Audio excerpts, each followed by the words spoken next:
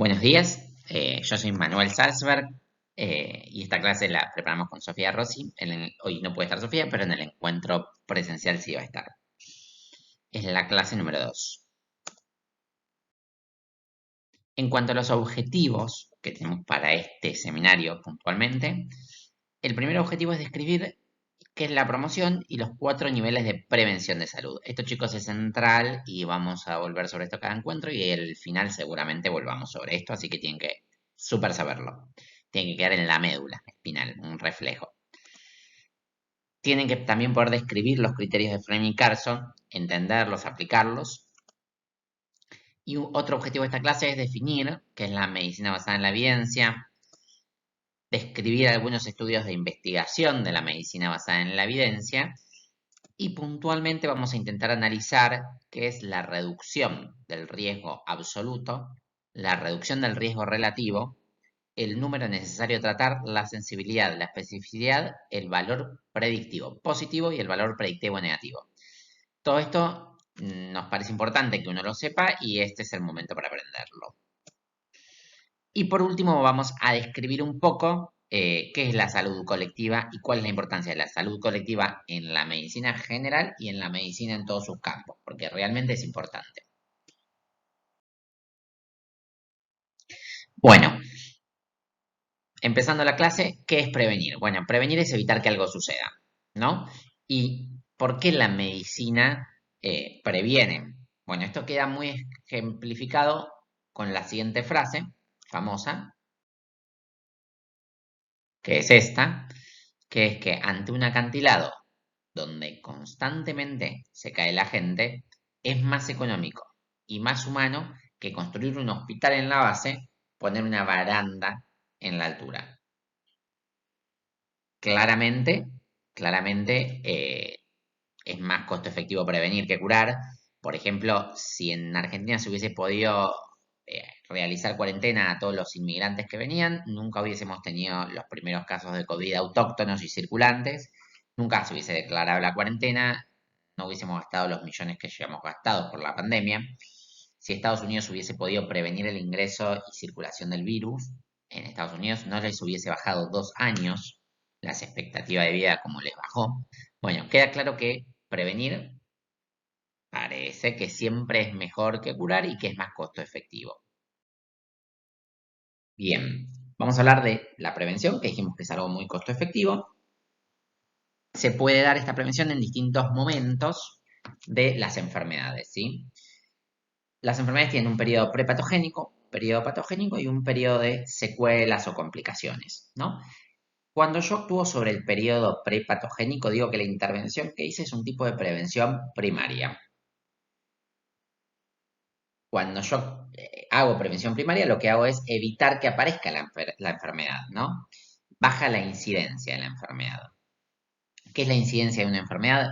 Es el número nuevo de casos que hay de esa enfermedad cada un número X de habitantes. Por ejemplo, el número nuevo de casos de COVID que hay cada 1 millón de habitantes en Cava, en el mes de marzo, por ejemplo, ¿no? Eso es la incidencia de COVID en marzo, en Cava.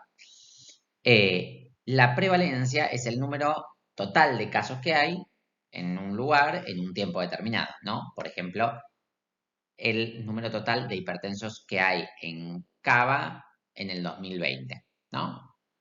Eso es distinto que el número nuevo de hipertensos que hubo en 2020. ¿Se entiende? Esa es la diferencia entre incidencia y prevalencia. Bien, entonces, si yo actúo sobre el periodo prepatogénico, evito que aparezca la enfermedad, con lo cual bajo la incidencia. Deja de haber nuevos casos o hay menos cantidad de casos cada vez diagnosticados nuevos, ¿no? Hay dos tipos, la específica y la inespecífica. Por ejemplo, la prevención primaria específica es la vacuna para el sarampión. La doy, hay menos sarampión. La inespecífica es, por ejemplo, el uso de preservativo, que evita que uno tenga sífilis, HIV, o sea, trabaja sobre varias enfermedades al mismo tiempo. Algo importante a tener en cuenta en la prevención primaria es que actuando sobre estas cosas que son los factores de riesgo que van a provocar las enfermedades, ¿sí? Se pueden evitar el 80% de las enfermedades cardiovasculares, de las cardiopatías en realidad, que son la principal causa de muerte, y el 40% de los cánceres. Esto es un montón. O sea, decir que evitaríamos el 40% de los cánceres y el 80% es un montón, y es así, es fuertísimo esto. ¿Cuáles son estos factores de riesgo que deberíamos controlar para evitar esta carga de enfermedad? Deberíamos controlar el tabaquismo y la dislipemia, ¿sí? Eliminando esas dos, controlaríamos se eliminaría el 60% de los infartos que tenemos acá en Argentina. Y después hay otros factores de riesgo que si controlamos vamos a llegar a este porcentaje tan elevado que dijimos, que es la dieta saludable, evitar el sedentarismo, controlar la hipertensión arterial, controlar la glucemia en la diabetes, la obesidad central, el alcoholismo los problemas de depresión y estrés. Esto está estudiado en un estudio que es el Interheart, que es muy interesante. Bien, prevención secundaria. Pasando a prevención secundaria. Actuamos sobre el periodo patogénico. Ya está la enfermedad en el paciente, ¿sí? Y lo que vamos a hacer es tratarla para evitar que aparezcan las complicaciones de esa enfermedad. El paciente tuvo un infarto, bien, ya está enfermo, ya lo tiene su enfermedad coronaria, todo. Yo le meto un beta bloqueante. ¿Para qué? Para evitar que tenga nuevos infartos, para evitar que desarrolle insuficiencia cardíaca. Entonces hago prevención de las complicaciones. Eso se llama prevención secundaria. Tiene hipertensión, lo trato y evito que haga, considerando la hipertensión la enfermedad, tiene hipertensión, la trato y evito que haga la insuficiencia cardíaca. Entonces evito la complicación de la enfermedad de hipertensión. Prevención terciaria. Ya tiene insuficiencia cardíaca el paciente. Bueno, considero que ya la tiene, que tiene la complicación esta, que es la complicación de la enfermedad coronaria. Le puedo dar, por ejemplo, una dieta pobre en sal, ¿sí? Que en el caso de que yo le dé la dieta pobre en sal para que no empeore su insuficiencia cardíaca, sería prevención terciaria porque evito que empeore su complicación. Le doy un beta bloqueante. Evito que la insuficiencia cardíaca progrese y quizás la puedo mejorar con un beta bloqueante, ¿sí? Bien, fíjense que una dieta pobre en sal puede ser prevención primaria si yo estoy intentando evitar que aparezca la hipertensión. Prevención secundaria si el paciente tuvo un infarto y yo quiero evitar que aparezca una insuficiencia cardíaca y eso mejora con dar dietas bajas en sal. O terciaria si la doy en el caso que ya conté. O sea, el momento de la enfermedad en la que yo meta mi intervención puede modificar la finalidad de la prevención que estoy haciendo y la voy a llamar con otro nombre en cuanto al nivel de prevención que estoy aplicando. Además, hay un último ejemplo que es, por ejemplo, qué considero como enfermedad, que eso también puede hacer que una misma intervención sea un nivel distinto de prevención según qué considere enfermedad. Por ejemplo, si yo considero que el infarto es la enfermedad, que dejes de fumar es una intervención de prevención primaria. Ahora, si yo soy un psiquiatra y considero que fumar es una enfermedad de salud mental, que deje de fumar es una prevención secundaria, porque estoy trabajando sobre un paciente adicto, sobre su adicción, que es la enfermedad. Y que deje de fumar para evitar el infarto, o que deje de fumar en alguien infartado, para el psiquiatra quizás es prevención terciaria, porque ya tiene complicaciones, es el infarto. Entonces, el foco a lo que yo llame enfermedad y el momento en que esté de la historia natural de esa enfermedad va a determinar qué nivel de prevención sea tal actividad preventiva. Para terminar, está la prevención cuaternaria, ¿sí? Que es una cosa que involucra, que en realidad que es transversal a todos los otros niveles de prevención, no tiene que ver con qué momento de la historia natural de la enfermedad estoy transitando, sino que lo único que busco es evitar dañar a la población por parte del equipo de salud. Es transversal, ¿sí? ¿Hacemos daño nosotros? Lo hacemos, sí, es clarísimo que lo hacemos. ¿Y por qué lo hacemos? Por varias cosas. En primer lugar, lo hacemos por medicina en exceso. Pensamos que todo se cura, pensamos que nuestras intervenciones no tienen daño, subvaloramos el daño de nuestras intervenciones y maximizamos el beneficio que tienen. Y aunque no lo crean, a ustedes les pasa. Sería súper raro que no les pase. Ahí les doy algunos ejemplos. Por ejemplo, todos sabemos los beneficios de la lactancia materna. Es típico que uno en un consultorio de neonatología vea que la retan a la mamá porque no le da la teta a madres que quizás tienen imposibilidad de dar la teta. Eso genera daño en la madre porque la madre se da cuenta que hay algo que no está pudiendo hacer por su hijo y que la pone re mal, sin beneficio, porque son madres que a veces ya no pueden dar por alguna situación en particular. Entonces miramos antes de dar esas intervenciones en qué situación está la madre, ¿no? Otro ejemplo, la doble bacteriana, la vacuna doble bacteriana, se da cada 10 años. Cirugía programada, ¿qué te hacen? Que te des la doble bacteriana. Bueno, parece que no genera ningún problema esto. De vuelta, achicamos los daños de nuestra intervención. Todas las vacunas, por más que no es tan frecuente, te pueden hacer un absceso. Entonces, aplicar una doble bacteriana porque se va a operar antes de los 10 años, eso puede generar iatrogenia. Último ejemplo, no, dos ejemplos más. Estudios radiológicos, ¿sí? Sin sentido. Se calcula que por estudios radiológicos sin sentido generamos 8 muertes cada 10.000 habitantes. O sea, generamos muertes, ¿sí? Hacemos daño. Y lo último, poco discutido, el ejemplo que voy a tirar, es la mamografía entre 40 y 50 años, ¿sí? Nosotros si le hacemos a 1.900 mujeres mamografía durante 10 años, a 1.900 mamografías durante 10 años entre los 40 y los 50 años, probablemente detectemos un cáncer y vamos a detectar más, pero probablemente evitemos que se muera una mujer por cáncer de mama. O sea que le aplicamos a 1.904 personas este estudio y logramos que se salve una. ¿Daños que generamos con esto? Bueno, les hicimos 1.904 mamografías a las madres, con lo cual durante 10 años tuvieron que viajar, pagar la mamografía, hacerse el estudio, someterse al estudio, pedir turno con el médico. Todo eso son daños o costos de la intervención que estamos planteando. ¿Todo por qué? Porque queremos salvar a una de las 1.900. Además de esto, en este número grande de población, más o menos vamos a tener 300 falsos positivos. O sea, a 300 mujeres de estas le vamos a decir, che, tenés un posible cáncer, tenemos que estudiarte. La mujer se pone triste, lo habla con la familia, llora. Nos olvidamos de ese año. En general pasa que nos olvidamos. A 43 mujeres las terminamos biopsiando, solo porque tuvieron falsos positivos antes. Es decir, el estudio les dio un positivo que no era un positivo real. El costo de la biopsia, el daño de la biopsia, la patologización de la biopsia, el seguimiento por la biopsia. Y a 3 mujeres de estas se las trata con quimioterapia solo por estar dentro de nuestro sistema de screening, ¿sí? De rastreo de cáncer de mama. Y si no las hubiésemos metido y no le hubiésemos hecho mamografía, no se hubiesen ligado a quimioterapia y se hubiesen muerto de otra causa. Nunca se hubiesen enterado que tenían un cáncer. Entonces, va de vuelta. Fíjense todo el daño que hacemos y no evaluamos ese daño en general. No digo que no sea costo efectivo, que igual para mí no lo es. Pero no evaluamos ese daño. Nadie se da cuenta de todo ese daño que hacemos por intentar salvar a alguien de un cáncer de mama. Bien. Por último, quiero desambiguizar algunos términos que en general se nos mezclan. El primero es prevención primaria, que es lo que ya dijimos, bajar la incidencia de una enfermedad con intervenciones médicas. En realidad, intervenciones múltiples. Por ejemplo, saneamiento ambiental también baja la carga de enfermedades y es prevención primaria.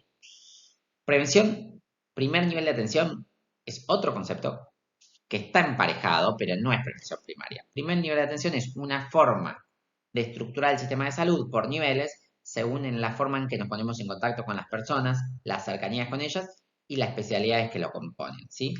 El primer nivel de atención son las salitas, son los consultorios externos de los hospitales y son los responsables de dar el 80 al 90% de las respuestas a los problemas de salud. No es un cardiólogo especialista en niños el primer nivel de atención. No es un especialista en cáncer de mama, ¿sí? Es un médico generalista, es un pediatra, ¿sí? Es un enfermero que trabaja ahí, pero fíjense que es un sistema estructurado, ¿no? Y cuando el primer nivel de atención, la complejidad lo supera, lo pasa al segundo nivel, ¿no? Y así al tercero. Entonces es un sistema, es la forma de estructurar el sistema, es uno de los 3 niveles de la estructuración del sistema, no de la prevención. Otro concepto es la atención primaria de la salud, que de vuelta, como tiene primario, nos confunde, pero no tiene nada que ver, o está relacionada con los otros dos, pero no es lo mismo. Son las estrategias, es una estrategia que se usa para dar la mayor respuesta de salud a la comunidad a través de los medios aceptables para ellos, con su plena participación en esta respuesta y a un costo asequible para la misma. Es un concepto teórico de cómo damos una respuesta en salud a la población. De este concepto parten otros, como la prevención, como el primer nivel de atención, pero no es lo mismo. Bien, entonces, nosotros queremos prevenir, queremos curar, pero bueno, surge esto de puede ser dañino, ¿no? Entonces, ¿cómo sé que es bueno prevenir? ¿Cómo sé que puede ser dañino para mi paciente, para mis pacientes? ¿Cómo evito dañarlo? ¿No? Es algo importantísimo. Parece que al final es más grande los daños que hacemos que lo que pensamos. Entonces, tenemos que estar más atentos a esto. Y a la vez, hay un montón de cosas que nombramos que se pueden prevenir y que podemos bajar un montón los daños que puede tener un paciente, podemos bajar las complicaciones de su enfermedades, podemos tratar esas complicaciones. ¿Qué priorizo de todo esto? O sea, nada, en una consulta hay un tiempo, hay un paciente, no, no es tan fácil. Como una posible respuesta y probablemente una de las más importantes, viene la medicina basada en la evidencia, que es la integración de la mejor evidencia clínica y de los valores del paciente. Con mejor evidencia clínica se entiende la investigación clínica sin sesgos y la que haya de mayor calidad. Se sabe bastante de qué intervenciones preventivas son buenas, qué intervenciones preventivas son dañinas, que la doble tetánica no hay que darla la doble bacteriana no hay que darla cada menos de 10 años, que una mamografía en gente de menos de 40 claramente va a generar más daños que beneficios, ¿sí? Hay muchas cosas que se saben y eso hay que saberlo y hay que poder integrarlo con los valores de la persona que tengo enfrente, que son particulares. Esa persona de enfrente tiene sus preferencias, tiene sus inquietudes y tiene sus expectativas. Eso hay que integrarlo, ¿sí? Hay veces que son muy claros los beneficios y nosotros vamos a recomendar y listo. Hay veces que los daños son muy grandes y vamos a no recomendar hacer eso. Y hay veces que es un gris y las preferencias del paciente pueden hacer que haga una cosa u otra, que hagamos una cosa u otra. Entonces, esto es central tenerlo presente. Es difícil, pero es central. Bueno, ahora que ya la definimos, vamos a contar cómo se aplica esto de la medicina basada en la evidencia. El primer paso es detectar un problema, ¿no? Detectamos cuál es el problema. Por ejemplo, estamos ante nuestro abuelo, tiene 75 años y tiene COVID en día 2 y por ahí escuchamos que le servía el plasma. Entonces decimos, ¿le sirve o no el plasma a mi abuelo en día 2? Tengo un problema. Eh, Determino si el déficit de conocimiento es global o una grieta, ¿sí? Esto es una grieta, claramente. Un déficit global es chequeado con el COVID, no sé qué hacer con el COVID. Eso es un global, un déficit enorme. Por decir enorme, digo, no, pero no es un montón que yo pueda ir a buscar en un estudio de investigación puntualmente. Hay un montón de estudios que responden a esa pregunta. Si es global, lo puedo buscar en un libro, lo puedo buscar en una guía de práctica clínica o en una revisión de artículos sistemáticos que hablan de muchos temas, ¿no? Sobre, en este caso, el COVID, por ejemplo. Si es una grieta, que es una duda puntual, la puedo ir a buscar también a una guía de práctica clínica. O sea, la guía de práctica clínica me sirve tanto para déficits globales como grietas, ¿no? Pero si es una grieta, puntualmente lo que puedo hacer es esto, formular una pregunta pico, que es, ¿sobre qué población me estoy haciendo esta pregunta? En este caso, adultos mayores. ¿Qué intervención estoy preguntándome? Plasma. ¿Cuál es el control? Y sería placebo, ¿no? O sea, yo quiero comparar con placebo, si le va mejor con plasma que con placebo. Output, ¿qué busco con esto? Disminuir la mortalidad, disminuir la gravedad de la enfermedad. Yo puedo poner estos términos en inglés en buscadores como PubMed o en Google, en castellano incluso, y me va a buscar artículos científicos que hablen de estas cosas. Y puedo entrar y mirarlos. Y eso ya me suma un montón. El paso 4 es buscar esto en estos buscadores y una vez que encuentro artículos científicos que hayan investigado esto, porque seguro, de hecho hay artículos que se investigó en adultos mayores si sirve o no sirve, y me aproximo críticamente a la evidencia científica, considerando la validez, el impacto en la salud y la aplicación en mi práctica clínica. Y finalmente integro la información que leí, la evidencia que está hecha en algún estudio en otras personas, a la experiencia clínica, a las circunstancias de mi paciente.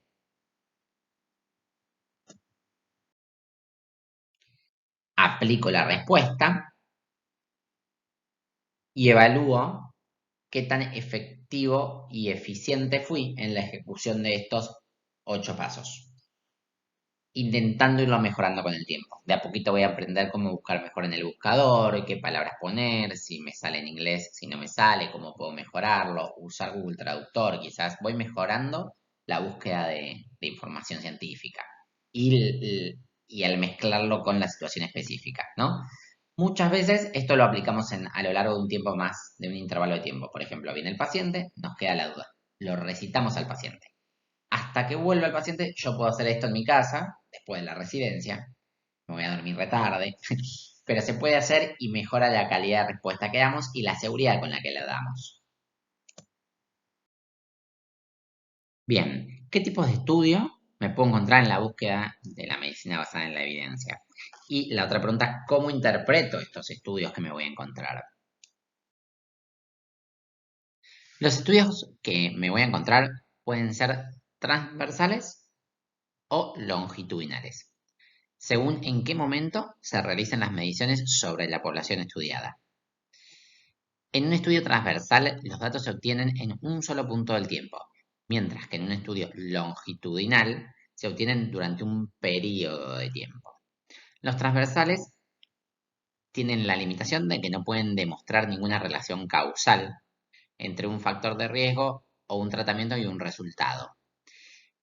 Esto porque la causalidad en medicina es media compleja, se requieren un montón de cosas para demostrarlas, entre ellos una asociación fuerte, una asociación dosis-respuesta, a más exposición, más enfermedad, mecanismos biológicos que expliquen la relación de causa-efecto y otros criterios más. O sea, es compleja la asociación causa-efecto, los transversales no lo pueden hacer. Lo que sí pueden y para lo que sí sirven los transversales eh, es que permiten determinar asociaciones no causales. Las personas que fuman tienen más infartos. Eso es fácil estudiarlo porque se agarra a la gente infartada y se ve que, o las personas infartadas tienen mayor proporción de fumadores que las no infartadas, por ejemplo. Entonces uno hace una asociación ahí. Pero eso no es que sea causa. Sabemos que es causa, pero bueno, el estudio de transversal no te lo dice. Y por otro lado, permiten medir la prevalencia y la incidencia de las enfermedades, lo cual es central, por ejemplo, para que nos digan si nos tenemos que quedar en cuarentena o no. Además, dentro de los estudios transversales que miden en un momento determinado lo que hay en la población o en el objeto de estudio, están la revisión sistemática de estudios científicos, que es un subtipo de estudio que estudia a los estudios científicos que ya se hicieron. Es decir, es como que agarran todo lo que se estudió hasta ahí y te cuentan lo que dicen esos estudios viejos, ¿no? Hay un subtipo de revisión sistemática que es el metaanálisis, que está buenísimo porque compara un montón de estudios científicos previos entre ellos y a veces logra producir información nueva con eso, porque los puede juntar a todos en uno mismo y decir, ah, bueno, al final es claramente mejor esto que esto, porque viendo toda esta evidencia llegamos a esta conclusión. En cuanto a los estudios longitudinales, el de casos y controles son estudios que consisten en seleccionar sujetos según hayan tenido o no un evento. Y se comparan diferencias en las exposiciones que tuvieron cada uno de estos grupos, los que tuvo el evento y los que no tuvo el evento, para determinar posibles causas de ese evento o enfermedad, posibles factores de riesgo. Las exposiciones que uno observe que se habían dado en mayor frecuencia en los casos, que serían las personas que tuvieron el evento, que en los controles, que serían personas que no tuvieron el evento, serían posibles factores de riesgo. Por ejemplo, agarro a la gente que se infartó y veo que la mayoría de los que se infartó fumó mucho más que la mayoría de los que no se infartó. Entonces me doy cuenta que hay una asociación donde los infartados fumaron más. Es un posible factor de riesgo, ¿no? Por otro lado, las cortes son estudios que pueden ser prospectivos o retrospectivos, pero muy raramente son retrospectivos. Ni me voy a meter porque es reenredado y me mareo yo. Pero las cortes prospectivas sí. Una corte es un grupo de personas, ¿no? Un conjunto similar de personas. Entonces, lo que hacen los estudios de corte son, agarran una corte expuesta, que sería un conjunto de personas expuesta a algo que yo creo que es un factor de riesgo, y una cohorte no expuesta, que no tiene ese factor de riesgo, o que yo considero que no tiene eso, que se cree que es un factor de riesgo. Y se lo sigue en el tiempo. Y se ve cuál de las dos cohortes desarrolló más el evento de estudio. Entonces yo puedo asociar ese evento con la exposición que tuvo la cohorte. Por último, el último estudio que está acá, que es el longitudinal intervencionista, porque yo, o analítico, porque me meto y hago algo con la gente, son los ensayos clínicos aleatorizados, que consisten en general en asignar a los participantes al azar en dos grupos que sean similares, darles a un grupo un medicamento y al otro grupo un placebo, y que ni los médicos ni los pacientes sepan a quién se les está dando el medicamento y a quién el placebo, y seguirlos en el tiempo y ver qué le pasa a la gente que se le dio el medicamento y que a la gente que se le dio el placebo, suponiendo que la diferencia tiene que ver con el medicamento y el placebo, y con ninguna otra cosa más, porque yo aleatoricé muy bien a estos individuos en los dos grupos. Hay un grado de confiabilidad en la información producida por los estudios científicos de medicina que es diferente según el diseño del estudio que genere esa evidencia científica. Esta es una pirámide eh, donde los estudios de lápices son los de mayor calidad, siempre y cuando obviamente esos estudios no tengan sesgos ni errores metodológicos. Y los de la base son los de mínima calidad. Hay otras formas de clasificar los niveles de evidencia científica. Este es otro, a mí me gusta más porque es más detallista. Este está en la bibliografía y la pirámide también está más detallado en la bibliografía de ustedes. Que fíjense, el nivel 1 son los metaanálisis, que se los había nombrado antes como esto que estudiaba un montón de ensayos clínicos y los resumía en uno, ¿no? Y a veces eso aportaba nueva información. Después, los ensayos clínicos randomizados individuales, con un intervalo de confianza chiquito, que eso habla de que fueron muy precisos y que dieron resultados con poca azarosidad, ¿no? O poca dispersión en realidad, serían los niveles de evidencia 1 para ellos. Los niveles de evidencia 2 son revisiones sistemáticas, los niveles de evidencia 3, revisiones sistemáticas de caso control, los 4 series de caso y los 5 opinión de expertos. Fíjense cómo lo menos de lo menos en evidencia científica es la opinión de expertos.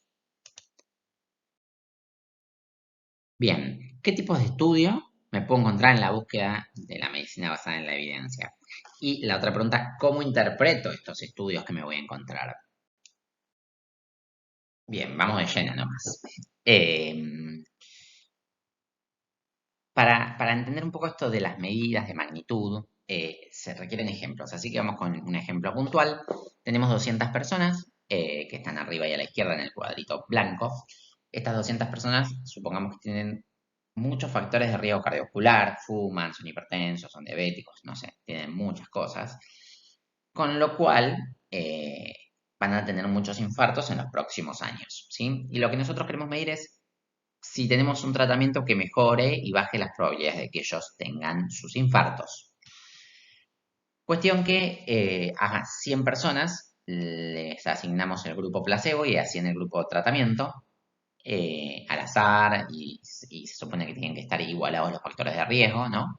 Entre estos dos grupos. Y al grupo tratamiento les vamos a dar estatinas, ¿sí? Atorvastatina a 20 miligramos kilo. 20 miligramos, digo, día. Y al grupo placebo le damos algo que es placebo. En general uno considera que lo que les pasa al grupo placebo es lo que les va a pasar a la gente que no reciba ningún medicamento. Esto no es del todo correcto porque a veces el placebo tiene su beneficio, el efecto placebo, pero bueno, no es tan incorrecto tampoco porque tampoco es tan potente el efecto placebo, en teoría. Entonces, no está tan mal considerar que el grupo placebo es como se comportaría la gente si no recibieran ningún tratamiento. Bien, ¿qué vemos a simple vista? Que si le damos por 10 años placebo, un 30% de esta gente va a desarrollar un infarto durante esos 10 años. Y si le damos estatinas, un 20% de esta gente va a desarrollar un infarto. ¿Sí? ¿Cómo calculamos ese porcentaje? Bueno, nada, si tendrían infarto a las 100, sería un 100%.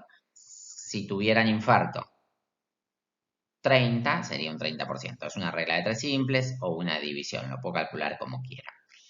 Como sea, lo que me tengo que dar cuenta es que bajó la cantidad de infartos. Hay menos gente con infartos. Parece que darle estatinas era bueno. Parece, por lo menos, ¿no? ¿Cuánto bajó? Es la segunda pregunta que me hago. Perdón, el número total de infartos que tengo es lo que se llama riesgo absoluto, ¿sí? El porcentaje de infartos que tengo, que es 0,3 o 30%. Ambas formas de decirlo está bien. ¿Cuánto bajo? Es lo que se dice reducción de riesgo absoluto, ¿no?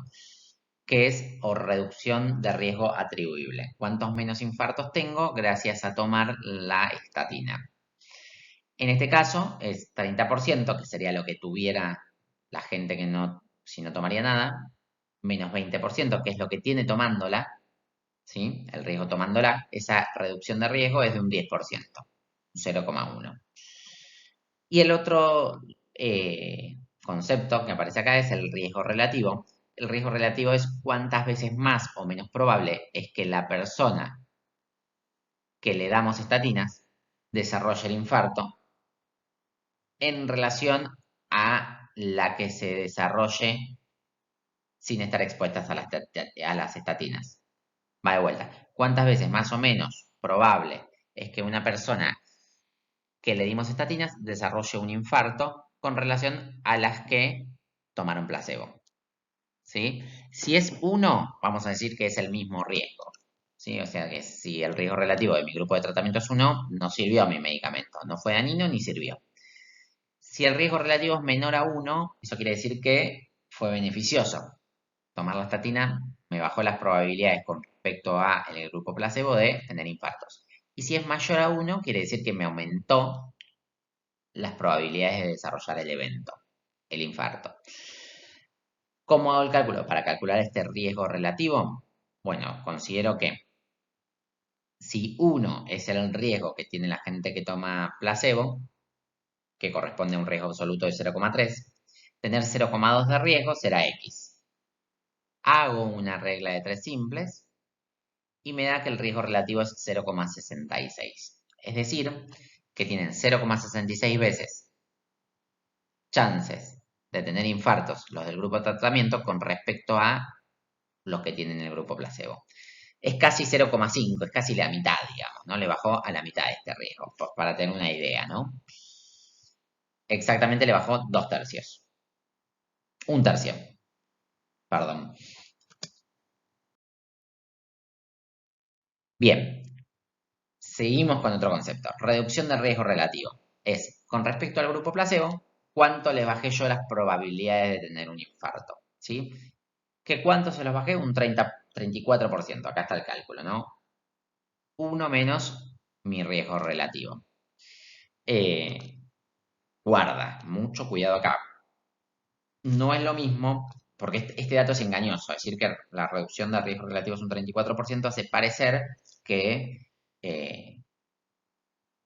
bajaron, no sé, que el 30% de la población total no tiene infartos. Y no es eso, es que del total que iban a tener infartos, solo un 34% menos tiene infartos. Es importante ver esta diferencia entre lo absoluto y lo relativo, ¿sí? Si yo estoy en el piso 3 de un edificio de 10 pisos y bajo al piso 2, sí, bajé un 30% un 34% de la altura a la que estaba. Un 34% de los pisos en los que estaba. Pero absolutamente bajé un 10% de los pisos, ¿sí? Y eso es importante. Porque si a mí me dicen que me reduce el riesgo relativo un 33%, que me reduce las probabilidades de tener un infarto un 33%, y dame ese medicamento ya. Ahora, si me dicen que me reduce absolutamente las probabilidades de tener un infarto un 10%, yo ya no sé si es tan bueno ese fármaco, ¿sí? Ojo, para la medicina esta cantidad es buena, ¿sí? Es significativamente clínico bajar un 10% absolutamente el número de infartos, ¿sí? Eso parece que en 10 años. Y el último dato y el más duro, que me parece que es re importante tenerlo presente, quiero que se lo lleven, es el número necesario a tratar. Esto es, de cada cuántas personas tratadas se me beneficia una con mi tratamiento. El deseo de los médicos sería que por cada persona tratada se beneficien. O sea que el 100% de nuestras personas tratadas se benefician. El NNT sea de 1. Cada una persona tratada se beneficia 1. El peor escenario posible sería que el tratamiento que demos no beneficie a nadie, que sería un NNT de infinito. Digamos, cada infinitas personas tratadas se beneficiaría una, o ninguna en realidad, por eso nos daría infinito. Bien, fíjense en este caso, mírenlo por filas, porque está por columnas, ¿sí? Miren las columnas del ejemplo, miren la última columna del grupo placebo, que es igual a todas las otras, y la primera columna del grupo tratado. Y así simplemente uno puede ver que cada 10 personas que yo traté, o cada 10 personas no tratadas, 7 no iban a tener infartos. Y cuando las traté, esas 7 siguieron sin tener infartos. ¿Sí? O sea que a esas 7 personas yo les di una estatina al pedo porque no iban a tener infartos. Esas 7 personas no se beneficiaron del tratamiento. Tomaron estatinas por 10 años, no iban a tener infartos, siguieron sin tener infartos. Dos, que son las últimas dos de abajo, personas que recibieron placebo tuvieron un infarto. Y 2 de esas 10 personas que recibieron tratamiento también tuvieron un infarto. O sea que 2 personas tomaron las estatinas durante 10 años y tuvieron su infarto. ¿Sí? La estatina no les hizo daño, pero tampoco les hizo beneficio respecto a tener infartos. Solo una de cada 10 personas tratadas iba a tener un infarto si no era tratada y no lo tuvo por tratarse. O sea que una de cada 10 realmente fue la que se benefició por la estatina. Es decir, cada 10 personas de estas que entraron a mi consultorio, yo a una de esas 10 le di un medicamento que le sirvió y a 9 le di un medicamento que lo pagaron, lo tomaron, tuvieron sus efectos adversos por 10 años y no les sirvió de nada. Esto es un puñal contra el orgullo del médico. Nuestra medicina tiene números necesarios a tratar entre 10 en los mejores casos y hasta 500, 1000. O sea que a veces damos intervenciones para 1000 personas esperando que solo una se beneficie. Entonces, esto pone en jaque esto que decíamos hoy. ¿Qué tan buenas son nuestras intervenciones, no? ¿Estamos sobrevalorando nuestras intervenciones? Yo creo que sí. Yo pensé que era mucho mejor dar una estatina a esta gente. Y este escenario es de los mejores que tenemos. Ahí vamos a otro escenario. Miren, acá cambié, lo que cambió en el ejemplo, fíjense arriba y a la izquierda, es el grupo de población intervenida, ¿sí? Ahora tenemos 200 pacientes, pero estos pacientes ya no tienen diabetes, hipertensión, dislipemia, bla. Son jóvenes, pueden tener alguna enfermedad por ahí, pero son jóvenes. Es poco probable que si yo les doy placebo, tengan infartos. Miren, acá en este ejemplo les di placebo por 10 años y después de los 10 años solo 3 tuvieron infartos. 3 de 100, o sea, 97 no tuvieron nada. Cuando les doy el tratamiento, lo que uno se espera y lo que sucede en general es que se dé la misma reducción de riesgo relativo. ¿Se acuerdan que antes la reducción de riesgo relativo era de un 34%? Acá también. ¿Sí? Yo espero que baje un 34% la población que tuvo infartos. Lo que pasa es que ahora parto de un 3% de infartos. Entonces bajar un 34% de los infartos me lleva a tener un 2% de infartos. Se siente más en este caso esa diferencia entre eh, el riesgo absoluto y la reducción de riesgo absoluto y la reducción de riesgo relativo. Es más clara ahora, ¿sí? Si ahora vos te dicen, mira, perdón, y algo último, el NNT, el número necesario a tratar. Yo acá tengo que tratar cada 100 personas tratadas, una se me va a beneficiar, una no va a tener su infarto. 97 personas van a recibir estatina por 10 años y no van a tener infarto, pero tampoco lo iban a tener, la van a haber tomado al pedo. Y 2 personas van a haber tomado estatinas por 10 años y van a tener su infarto igual, ¿sí? Entonces, ahora, cada 100 pacientes que me llegan a mi consultorio, que yo logro meter una estatina por 10 años, solo una realmente le estoy dando lo que le sirve. A los otros 99 les mentí, digo, no les sirve lo que les dije, ¿sí? Entonces, fíjense qué débil que es, en este caso, nuestra intervención. Su NNT es de 100, ¿sí? ¿Y qué pasó acá? Estamos aplicando algo en una población más sana. Fíjense que las poblaciones sanas, y este es un concepto transversal a esta clase, se lo tienen que llevar, las poblaciones sanas tienen menos riesgo de enfermar. Entonces nuestras medidas son menos efectivas, ¿sí? Acá se ve muy claro.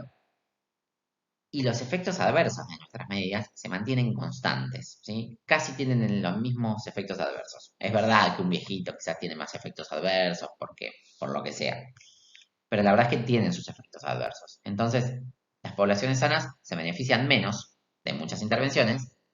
Eso no quiere decir que hay un montón de intervenciones que sí sirvan.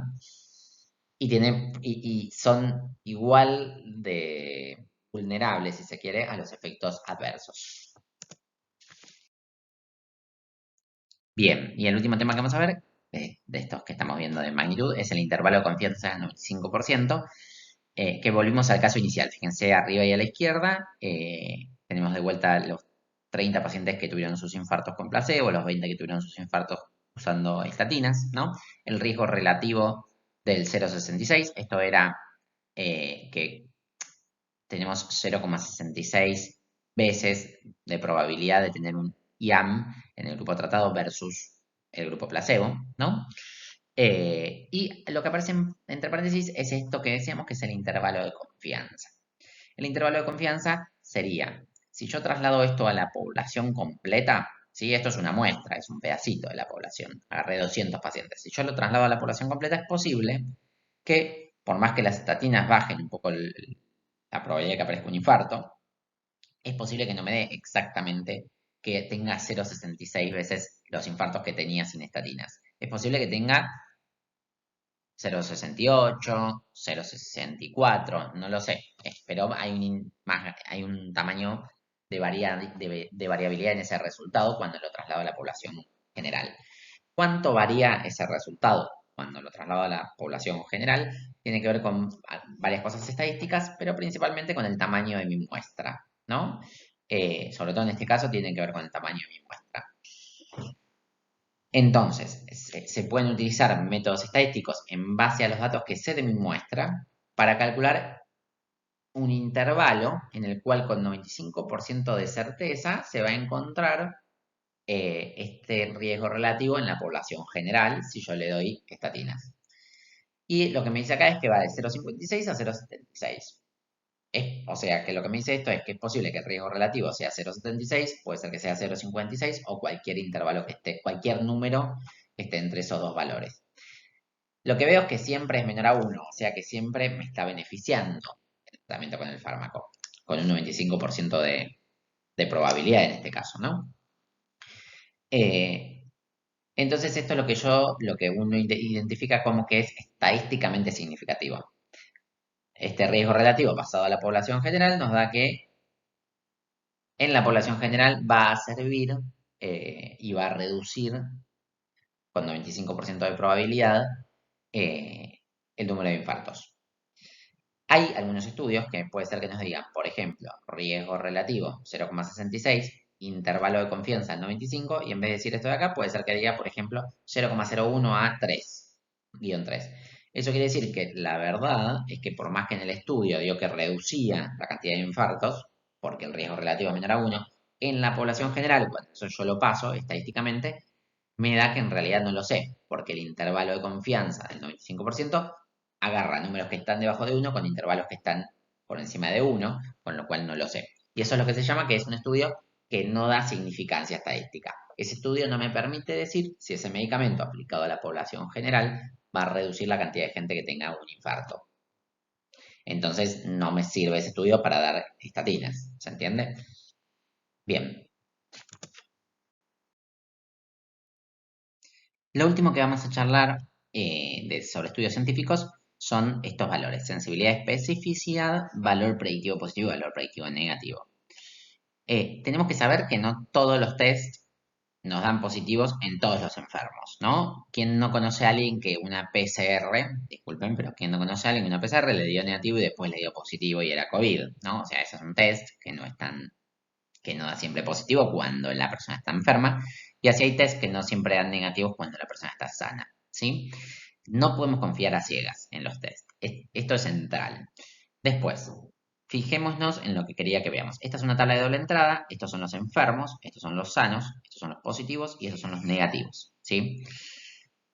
Los enfermos que dan positivo decimos que es un verdadero positivo, porque justamente dio positivo y estaba enfermo. Pero hay enfermos que dan negativos, que son los falsos negativos. Hay sanos que dan positivos, que son falsos positivos, y hay sanos que dan negativos, que son verdaderos negativos, ¿sí? Obviamente los mejores test vamos a tener muchos verdaderos positivos y muchos verdaderos negativos, y nada de falsos negativos y nada de falsos positivos. Ese sería el mejor test del universo. Eso no sucede, ¿no? Todos los test tienen cosas así que, bueno, la realidad. Bien, ahora, ¿qué sería la sensibilidad? La sensibilidad es, fíjense, los verdaderos positivos con respecto a verdaderos positivos más falsos negativos.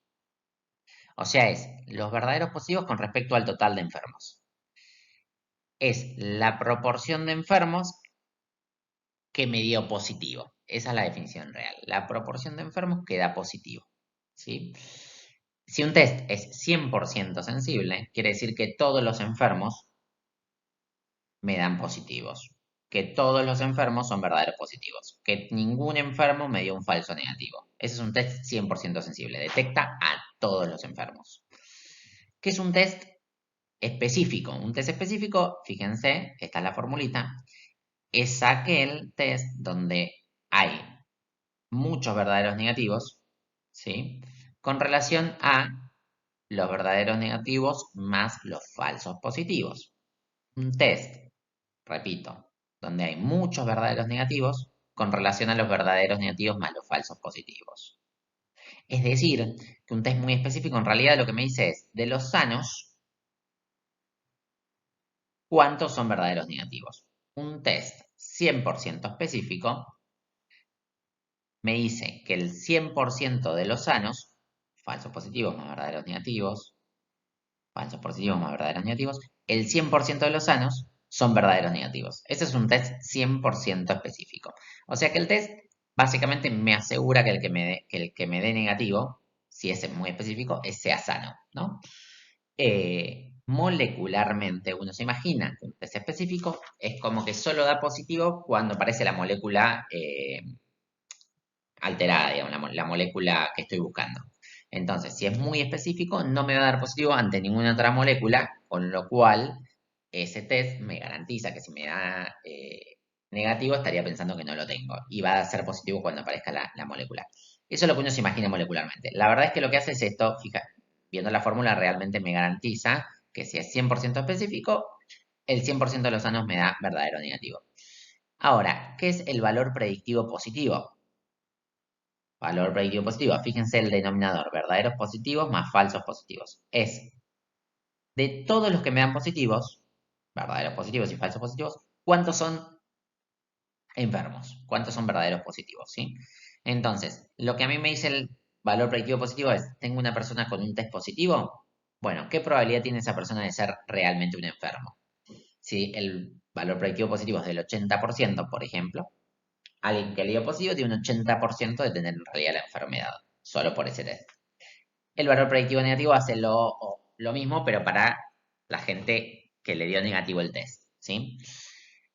¿Qué hay que tener en cuenta de esto? Hay que saber que los test diagnósticos tienen una sensibilidad y una especificidad que es propia del test. Ahora, el valor predictivo positivo y el valor predictivo negativo no depende del test solo, sino que depende de la sensibilidad y especificidad de ese test y de la prevalencia de la enfermedad en mi población. No es lo mismo la probabilidad de que yo tenga un infarto si tengo un electrocardiograma patológico, tengo 20 años, donde la prevalencia de gente con infarto es muy baja, que si tengo un electro positivo para infarto y tengo 80 años, donde la prevalencia de infartos es altísima, ¿sí? Sin embargo, la sensibilidad y la especificidad del electro para detectar infartos es una, ¿sí? Entonces, repito, son propios del test sensibilidad y especificidad y van a variar según la sensibilidad y especificidad del test y la prevalencia de la enfermedad en la población, el valor predictivo negativo y el valor predictivo positivo. Esos son los conceptos que quiero que se lleven. Y por último, que para los screening buscamos test muy sensibles, que me detecten el total de la gente enferma. Bueno, y para cerrar esta parte de medicina avanzada en la evidencia, vamos a volver a los screening, a ver cuándo está bueno hacer algo de prevención secundaria en etapa asintomática, digamos. Y para eso dijimos que estaban los criterios de Framingham y Carson. La verdad que se me extendió un poco la clase, así que no voy a entrar mucho en detalle. Pero fíjense que tienen que tener la enfermedad que vamos a buscar alta mortalidad, o sea, generar muchas muertes y muchos daños en la salud de las personas. No es compatible, por ejemplo, hacer un screening de una enfermedad súper rara. Es discutible eso, ¿no? Por lo menos. Y si es súper rara, por lo menos que genere muchas muertes, o sea, que sea muy grave cuando te aparece. Después, tiene que ser detectable y tratable en etapa presintomática, si no, no tiene sentido ir a buscarla. Esperamos que la gente consulte, ¿no?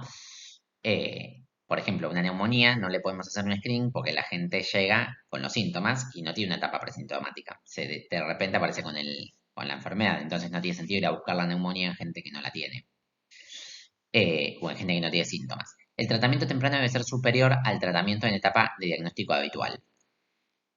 Si el tratamiento en etapa temprana no es superior, estamos dañando a los pacientes. Y eso pasa, por ejemplo, en el screening de cáncer de ovario. Se sabe que si uno busca el cáncer de ovario en etapa sintomática, genera más daños que beneficios, porque tiene muchos falsos positivos, un montón de cosas que terminan haciendo que mejor tratarlos después, cuando tengan síntomas, que antes. Es un buen ejemplo de donde prevenir no es mejor que curar. Si es que se puede curar, no siempre se puede curar el cáncer de ovario. Los estudios de rastreo deben ser efectivos, eficaces, aceptables para los pacientes y a un costo razonable. Obviamente, si el estudio de rastreo es súper caro, no es viable, no lo vamos a hacer, ¿sí? Esto va a depender del medio donde estemos, en nuestro caso, de que esté disponible en la salud pública. Y eso se va replanteando todos los años, ¿no? Si hay que modificarlo porque hay algo que es muy efectivo, muy eficaz, muy bueno, se ve el precio, se ve si conviene, ¿no? Eh, bien. Y por último, el daño en las intervenciones, de la suma de nuestras intervenciones, tiene que ser mejor que lo que vayamos a hacerle cuando tenga síntomas. Si cumple estos criterios, decimos que la enfermedad se puede rastrear y tiene sentido rastrearla. Si no cumple estos síntomas, no la vamos a rastrear. No tiene sentido ir a buscarla en gente asintomática. Bien, ya se me hizo un matete con todo esto. ¿Qué priorizo? ¿Qué hago? ¿Qué no hago? Bueno, es un lío. Realmente no es tan fácil, ¿no? No es tan fácil. Pero por suerte, tenemos esto, que son recomendaciones de guías de práctica clínica y de distintas sociedades, ¿sí? Científicas. Entre ellas tenemos la del Ministerio de Salud de Argentina, que son las que mejor nos van a nosotros porque analizan la evidencia y ven qué tan aplicable es para Argentina.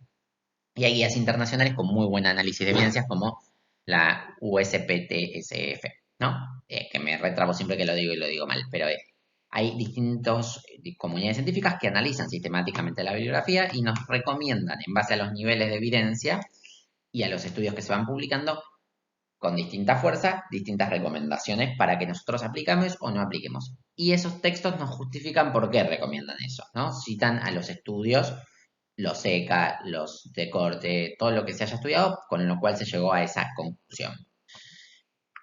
Importante tener presente que